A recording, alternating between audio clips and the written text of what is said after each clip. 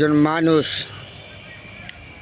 জন্মের পরের থেকে দুনিয়াতে আসার পর থেকে তার হিসাব নিকাশ ভালো মন্দ আল্লাহর কাছে থাকে। আপনি যখন দুনিয়া থেকে আসছেন, আপনার মার গর্তে ভূমিষ্ঠ হচ্ছেন, তখন আপনি ছোট্ট ছিলেন, তাকে বলে নাবালক। এই নাবালক থাকা অবস্থা আপনার মা আপনাকে লালন পালন যা যাবতীয় যা আছে সম্পূর্ণ আপনার মাই করেছে। আপনার বাবা অর্থর যোগান দিয়েছে। আপনার মা ঘরে ছিল, আপনার বাবা অর্থের যোগান দিয়েছে। আপনার বাবা যে কোনো পেশাই করুক, চাকরি করুক, রিক্সা চালাক, মাটি কাটাক, যেই করুক কিন্তু আপনার বাবা কিন্তু অর্থের যোগান দিয়েছে। আপনার মা কিন্তু আপনাকে লালন পালন সম্পন্ন করেছে। আপনার ভালো মন্দ ঘরে দেখছে আপনার মা।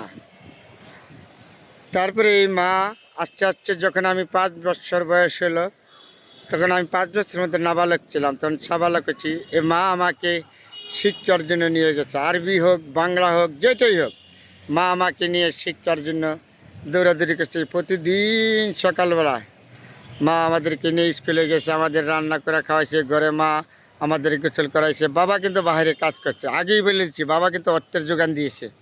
মা কিন্তু ঘরে আমার জন্য, আপনার জন্য, সবার জন্য করেছে।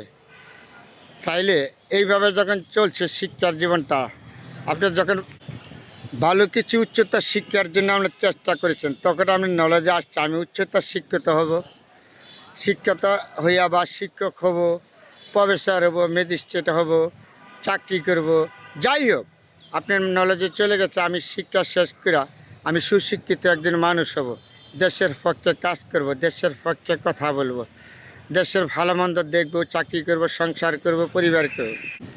তখন আপনার শিক্ষার জীবন শেষ হয়ে যাবে। তখন আপনার আর চিন্তা থাকবে মাথায় কর্মজীবন, কর্ম পাবো কোথায়। যে কোনো কর্মই খোঁজেন, আপনার চাকরি খোঁজেন, ব্যবসা খোঁজেন, যে গেলে আপনার কর্ম করতে হবে। কর্ম ছাড়া তো উপায় নাই।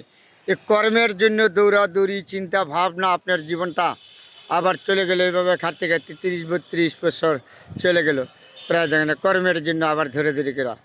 যাই হোক, যেখানেই গেছেন কর্ম জোগাড় করেছেন, কর্ম জোগাড় করার পরে এই কর্ম থেকে ঢুকার পরে আবার দেখা গেছে আপনার সংসার করবেন, কারো ঘরের একটা মাইয়া আনবেন, আইনা সংসার করবেন, সুখে থাকবেন, কর্ম করবেন, দৌড়তি করবেন আপনার পরিবারের জন্য, সবার সাথে মিলেমিশে। তখন দেখা যাচ্ছে আপনি যে কর্মটা নিচ্ছেন, কর্মটা তেরম একটা কিছু সুবিধা হচ্ছে না। তারপরে যাই মাইনা পান, আপনি কর্মের মাধ্যমে যাই মাইনা পান, এই মাইনাটাতে দেখা গেছে আপনি উচ্চ পর্যায়ে চলতে পারতেছেন না।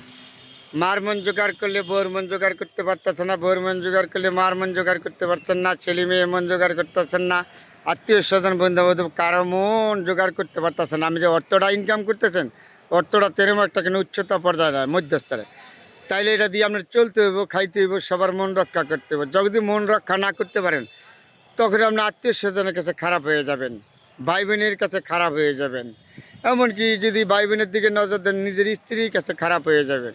এইভাবে আপনার সংগ্রাম জীবন, একজন পুরুষের জীবন এইভাবে চলতে থাকে সারাটা জীবন।